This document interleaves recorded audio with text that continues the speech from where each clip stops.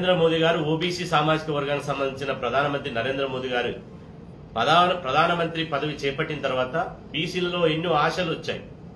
మొదటిసారి మా సామాజిక వర్గానికి సంబంధించిన మోదీ గారు అధికారంలో ఉన్నారు. ఈ దేశంలో ఉన్నటువంటి సమస్త బీసీ సమస్యలు పరిష్కారం అవుతాయని చెప్పి మేము భావించినాం. కానీ 10 సంవత్సరాల కాలంలో ఓబీసీ సంబంధించినటువంటి మోదీ గారు ఓబీసీల మేలు కోసం ఒక్క చర్య కూడా తీసుకోలేదు. ఒక్క చర్య తీసుకోకపోగా బీసీల వ్యతిరేక చర్యలకు పాల్పడాడు. ఇవాళ 70 కోట్ల మంది బీసీల ఆకాంక్షలు పట్టించుకోలేదు. అడుగడుగున అన్యాయం చేశారు, బీసీలను మోసం చేశారు, బీసీలను దగా చేశారు. ఇవాళ మోసము దగా చేసడానికి ఇది ఆరోపణ కాదు, దీనికి అనేక ఉదాహరణలు సాక్ష్యాలు ఇవాళ మీ ముందు ఉంచదలుచుకున్నారు. చట్టసభలో రిజర్వేషన్ పెట్టాలన్నాం, రిజర్వేషన్ పెట్టలే.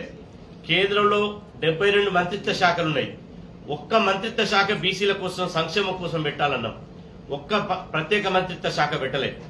ఈ దేశంలో జంతువులకు లెక్కలున్నాయి, బీసీలకు కులాల లెక్కలు తీయాలన్నాం, మా వాటా మాకు రాజ్యాంగబద్ధమైన హక్కులు కల్పించాలన్నాం. కానీ బీసీ కులాల లెక్కలు అడిగితే ఇది దేశ సమగ్రతకే దెబ్బతీస్తుందని చెప్పి ఇలా ఇది విదేశీ శక్తుల కుట్ర అని చెప్పి ఇలా కులాల లెక్కలు అడిగినటువంటి బీసీల మీదనే ఇలా నిందారోపణలు చేస్తున్నారు. అదేవిధంగా సామాజిక reservation, SC ST BC reservation, ఈ సామాజిక రిజర్వేషన్ ను పరిమితి ఎత్తివేయాలి. దీనికి ఒక లక్ష్మణ రేఖ గీశారు, 50% దాటొద్దని. ఈ లక్ష్మణ రేఖను ఎత్తివేసి ఎవరి జనాభా ఎంతో వారికి ఇవ్వాలన్నాం. ఎస్సీ ఎస్టీలకు జనాభా ప్రకారం ఇచ్చి చివరికి రాజ్యాంగానికి వ్యతిరేకంగా ఉన్నటువంటి రాజ్యాంగ మౌలిక సూత్రాలకు విరుద్ధంగా ఉన్నటువంటి అగ్రవర్ణ పేదల పేరుతోటి ఈడబ్ల్యూఎస్ రిజర్వేషన్ 10% ఇచ్చిండే తప్ప బీసీలకు రిజర్వేషన్ ఇవ్వలే. దీని ఫలితంగా ఏమైంది? బీసీలకు విద్యా, ఉద్యోగ, ఆర్థిక, రాజకీయ రంగాల్లో తీవ్రని నష్టం జరిగింది. ఇది నరేంద్ర మోదీ గారు వ్యక్తిగతంగా చేసిందని మేము అంటలేము. నరేంద్ర మోదీ గారిని నడిపిస్తున్నటువంటి వ్యవస్థ ఒకటి ఉంది.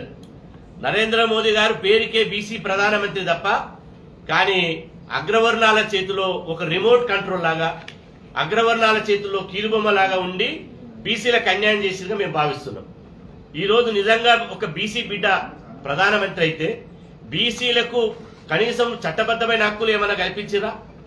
అందుకోసం ఇవాళ నరేంద్ర మోదీ గారు 10 సంవత్సరాలు కల్పించలేదు, భవిష్యత్తులోనైనా కల్పిస్తడే మేము అనుకున్నాం. కానీ బీజేపీ ప్రభుత్వం తీసుకొచ్చినటువంటి బీజేపీ జాతీయ మేనిఫెస్టో విజయ్ సంకల్ప్ పత్రతోటి 14 అంశాలను తీసుకొచ్చింది.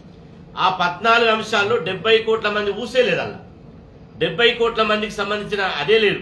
అందులో ఒకటే ఒకటి చెప్పారు, విశ్వకర్మ యోజన ద్వారా ఓబీసీలకు కొన్ని 15 కులాలకు బ్యాంకు లింకు తోటి రుణాలు ఇప్పిస్తారట. ఇదా బీసీలకు చేసేటువంటి పరిస్థితి? ఇంత దిక్కుమాలిన చర్యలు, ఇంత బీసీలను అణచివేత చర్యలు, బీసీలను అడుగడుగున అవమానించి దగా చేసే చర్యలు చూస్తే మీకు బీసీలు ఏ విధంగా ఓట్ చేయాలని అడుగుతున్నాం. బీసీలను గురించి ఆలోచించినటువంటి బీజేపీ పార్టీకి బీసీల ఓట్లు అడిగే నైతిక హక్కు లేదు. MFSN ఛానల్కు లైక్ చేయండి, షేర్ చేయండి, సబ్స్క్రైబ్ చేయండి.